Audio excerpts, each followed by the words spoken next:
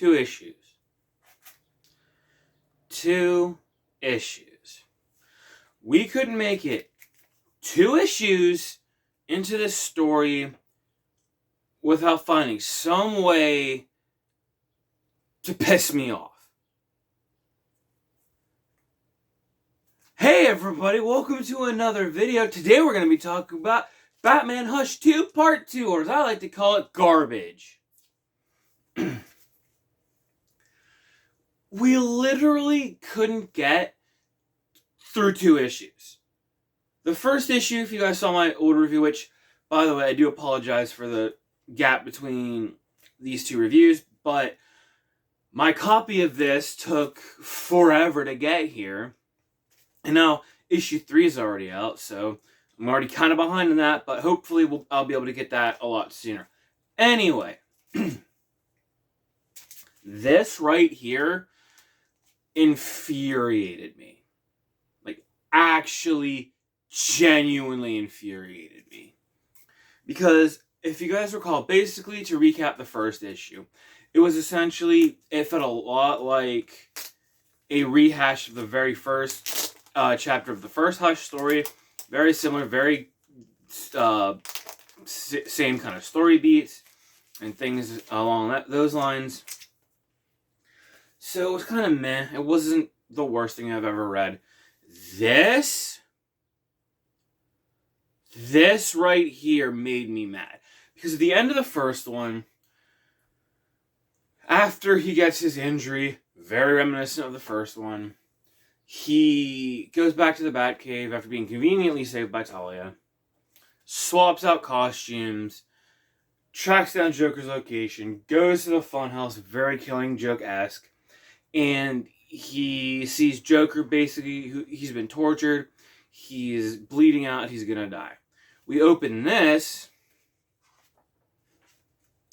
with him taking Joker to Leslie Tompkins.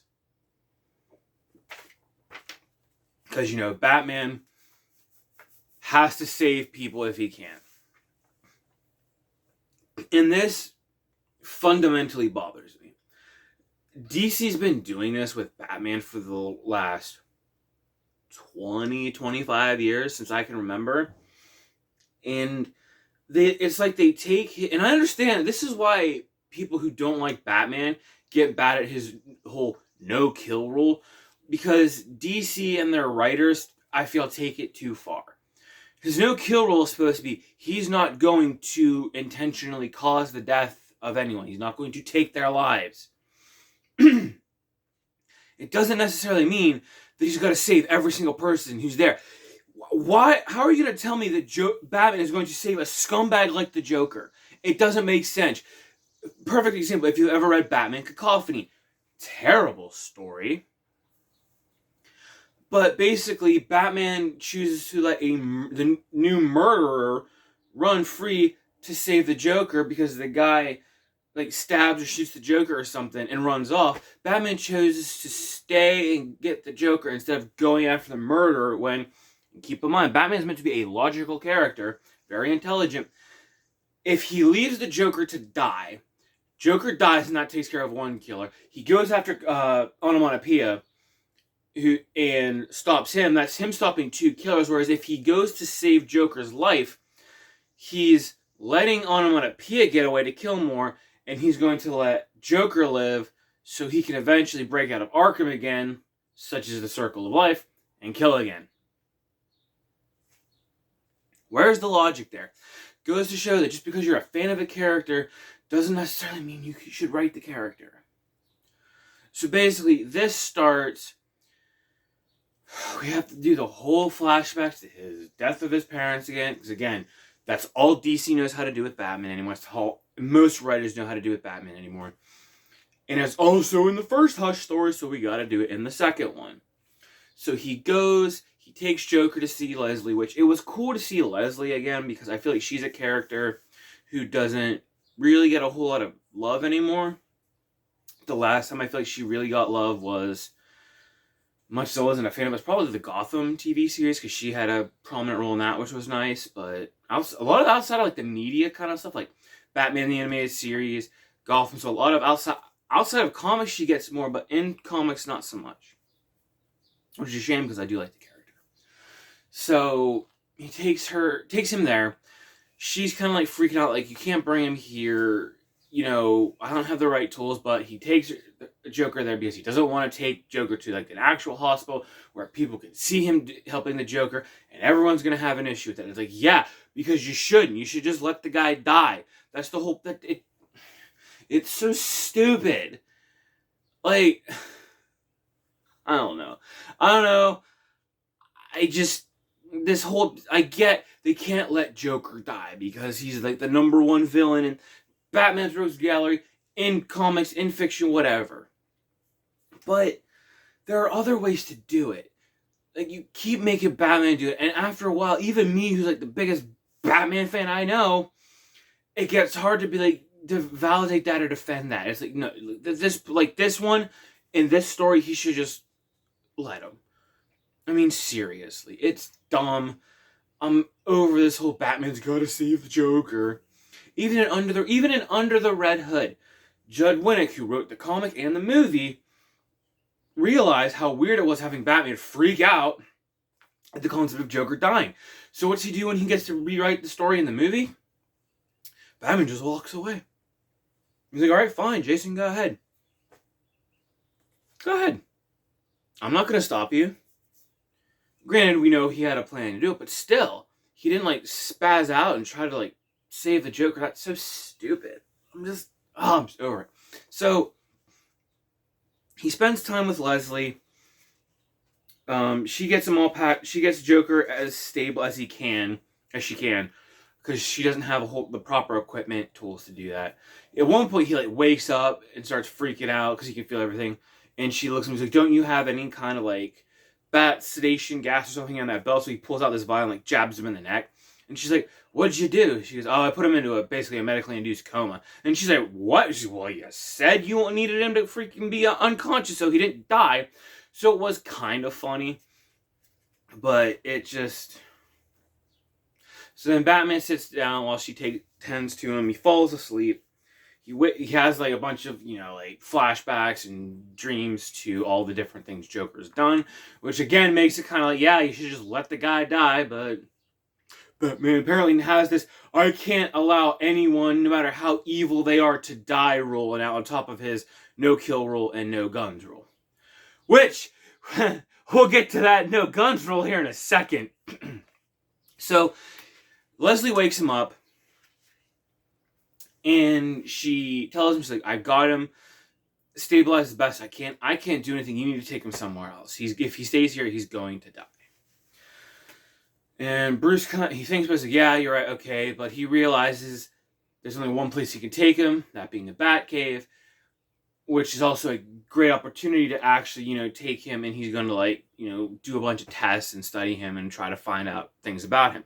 And we do get this gorgeous double-page spread. That looks awesome. This Batman in the chair. I don't know how well you can see it. Kind of like right there. We do have some kind of like 3D like heads-up display kind of things. They could have chosen a better blue, or maybe even a better color for it to show up. You have to like really kind of like be like holding it in your hands to see it, but the art is gorgeous. I have to say, Jim is feeling consistent on these two issues so far. Jeff Loeb, on the other hand, So, he's there studying Joker and going through everything, and some mysterious stranger shows up and puts a gun to his head. And, I mean, mysterious stranger shows up and puts a gun to his head. Someone who knows an easy way to get into the Batcave.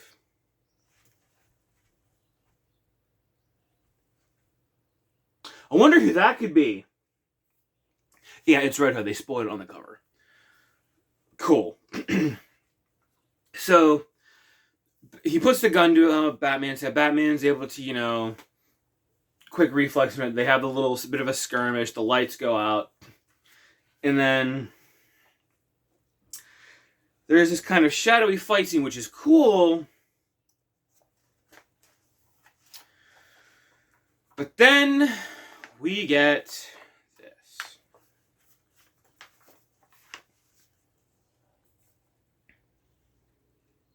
We get that right there. The gun falls, he goes to pick it up, he pulls it up, and boom.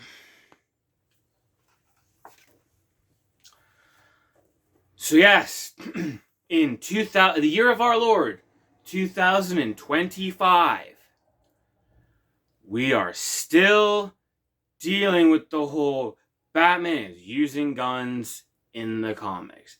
Out of character, been well established that he's not supposed to be using guns. Alternate media like movies, games, shows, whatever, still do it, and you can kind of forgive him a little bit because it's like, fine, it's different media, at least it's not in the comics.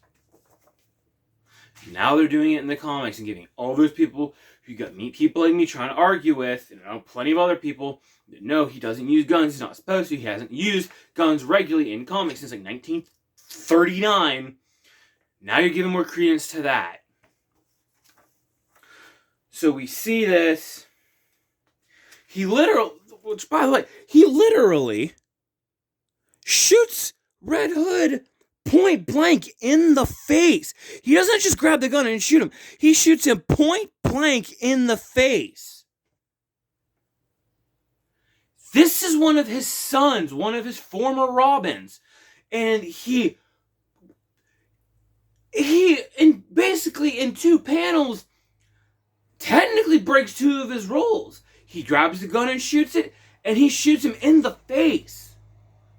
You know, thank God it's reinforced the way it was, or he could have killed Jason right there. And then it gets even worse because you turn the page, and again, great artwork, but we see this. He's literally got the gun at his chin.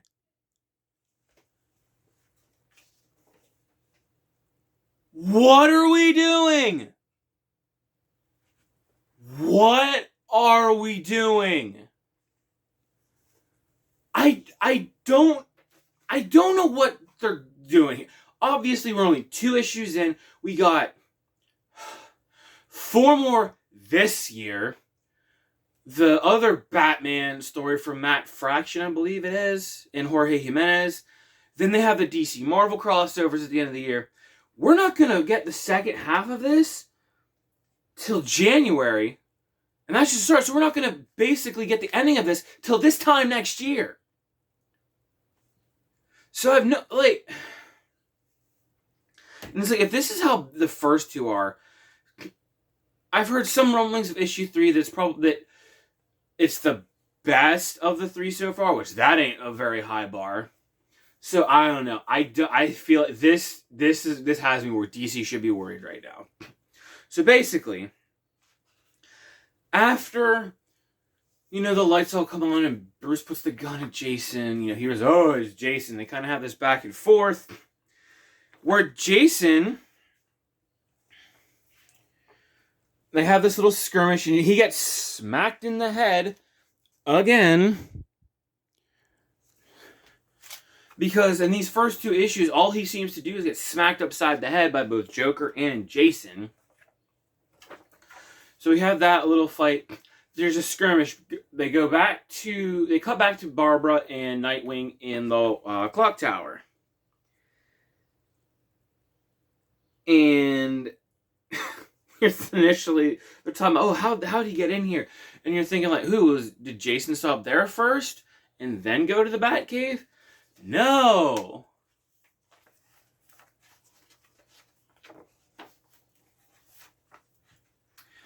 We get the Riddler.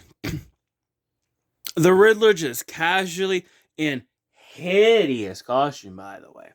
The Riddler just casually is in the clock tower. Because, and this is where things really get weird. This story is supposed to be in the mainline continuity, right? Riddler knowing who Bruce Wayne is, that he's Batman and the other members of the Bat family, that was pre-Flashpoint canon. When Flashpoint happened and we got the New 52, that was gone. When DC rebooted again a few years later and did Rebirth, still gone. So now you have essentially modern day canon mixed with pre-Flashpoint canon. Huh? And you can tell reading this, I'm not someone who's religiously kept up with comic books, the current day comic books. I believe I've touched on that a little bit on my Hush 2 Part 1 video, because they've just been terrible or woke or just people who don't care about these characters writing these characters, or people were just lazy with it. They've been very bad. And so, but even then, I've still kind of peeked in and out just to see what's going on, to keep myself, updated on current events. They didn't do this. Jeff Loeb didn't do any amount of research. And you can tell, because there's, even from my limited knowledge, there's things that don't add up, that don't make sense. Like, well, that hasn't been a thing for like 20 years or something like that. So we have Riddler show up in the clock tower, and it's like, all right, cool, whatever, we'll see where this goes. And then on the very last page, the little shot I showed you of Batman getting smacked upside the head, apparently he gets knocked unconscious. And there's no real determining way to show you that he was knocked unconscious, except when we get to the last page of the book, and you see him wake up. And then you see down here, he's talking and he's like, oh, he said he's going to finish what he came here to do. It wasn't to kill the Joker. Jason's working with Hush. Where the hell did you make that leap, Bruce? There's no correlation from because the whole thing, all right? Oh my God. And it's like DC can do like 2 stories with Jason. He's either like a villain with like his other side characters, or if he's involved with Batman, they're at odds. They're freaking like, he keeps bringing up the whole "you let me die, Bruce, why didn't you kill the Joker?" So it's like, we've resolved this like 7 times. He was working with Bruce. He's been a member of the Bat family for years, since pre-New 52. That was 14 years ago. And yet now we're back to Red Hood being not a member of the Bat family. And this is what, like I said a little bit ago, you can tell Jeff Loeb hasn't been paying attention, because Jason is a part of the Bat family. In this, he feels like he's still a villain and hasn't been brought back into the fold yet. This story feels like I had mentioned before, it's like 19, 20 years too late. This feels like it should have been a direct sequel to Hush, and it would have worked better. Because we already had Heart of Hush. We had a couple other storylines with Hush. And it is now 22 years later. Original Hush came out in 2003. It is now 2025. And we are still doing this whole, Batman's using guns now. Batman can't let Joker die. Jason's upset that he didn't let Joker die. So it's like, he kidnaps Joker. Are we going to have another Under the Red Hood moment in like the next couple issues or something? We already did that twice. The comic book one sucked. I won't even lie. The comic book Under the Red Hood, not so great. The movie, one of the greatest Batman stories of all time. And I'll die on that hill. So we're doing things that were already resolved pre-Flashpoint, and then when you see New 52, Jason's working with the Bat family. And even if he wasn't working with the Bat family in New 52, you have freaking he was in Rebirth. So even if you want to say, well, he wasn't in the New 52, which he was, you had him doing it in Rebirth. Yes, they had some rocky relationship in Rebirth, but this genuinely feels like still villain Jason. They haven't had that reconciliation yet. And Jason, the whole time, he's just mad about how, Bruce, you let me die and stuff. You couldn't do anything. So, and then Batman saying at the very last thing, Jason's working with Hush. Where do you get that idea? Because that doesn't make any sense. Hush left Joker for Batman to find. Why would he then have Jason show up just to kidnap him back? So, if he is working with Hush, that doesn't make sense. It would make, I would assume, he's not working with Hush and that he's doing his own thing. So it's you're gonna have Batman and Hush working against each other at one point. Then you're gonna have Jason, and it feels like there's gonna be like triangle thing on it. You have Batman, Hush, and Jason.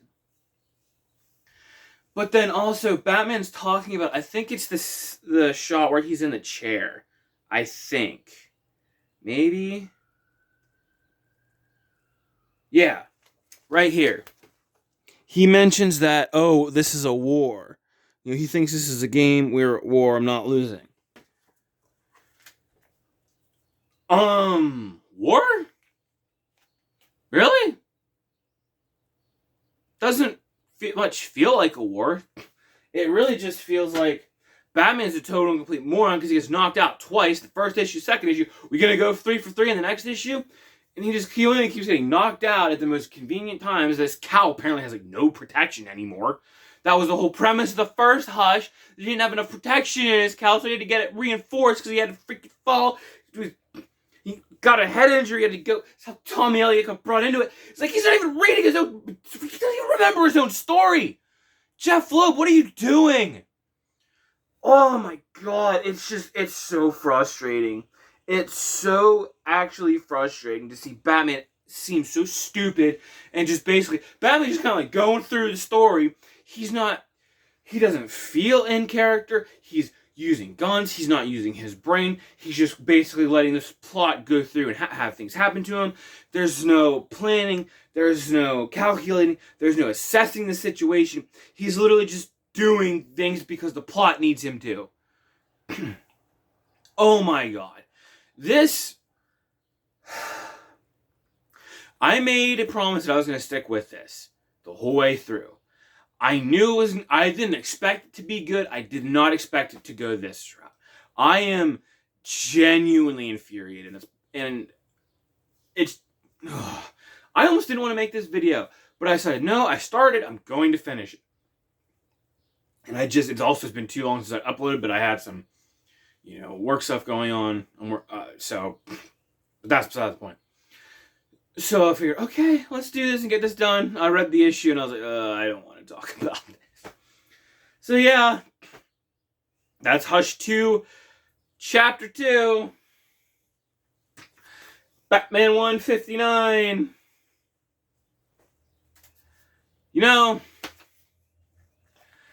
So far in these 2 issues, the art has been carrying this. There are great moments, and like there's the 2 really cool double page spreads. It's great seeing Jim Lee do interiors again, and not just short stories or covers or promotional art. It's nice to see him actually do interiors of a comic again, which is funny because that's how people felt in the first Hush. But the art can't keep carrying it. There needs to be a decent story. And I'm trying to give him the benefit of that because it's Jeph Loeb, because I know what he can do. He's a phenomenal writer. Excuse me. So this should not be, this is unacceptable. It's genuinely unacceptable. He's written Batman for 20 years. He knows the character very well. He's written some of the greatest Batman stories. Hush, the original Hush, Long Halloween, Dark Victory, Haunted Night. I don't know. I don't know. Maybe he's lost it. Maybe he just can't do it. Maybe this is going somewhere that I don't see. Maybe we're going to find out that there's some wacky, maybe Scarecrow's involved at some point, messing with Bruce's mind. I don't know. At this point, I don't care. So that's basically it. If I keep going anywhere, I'm just going to get even angrier and angrier, and it's just going to turn into me ranting again. But that's going to be it for me today. I appreciate you guys, as always, watching the video. Please like, comment, and subscribe if you are so inclined. Let me know what you guys think about it. Have you read it yourselves? How do you feel about it? Are you not reading it because you don't care about modern comics? Have you just gone around to it? Do you just not care anymore? How I'm starting to feel. Do you guys just not want your heart broken anymore? Because I'm sick and tired of having my favorite characters break my heart all the time. But yeah, that's going to be it for me. You guys have an awesome day. I will see you in the next one. Hope you guys have a great day. Because having to go through and read that again has made my day less good. But I hope you guys have a better one. Peace and love, everybody. Have a good one.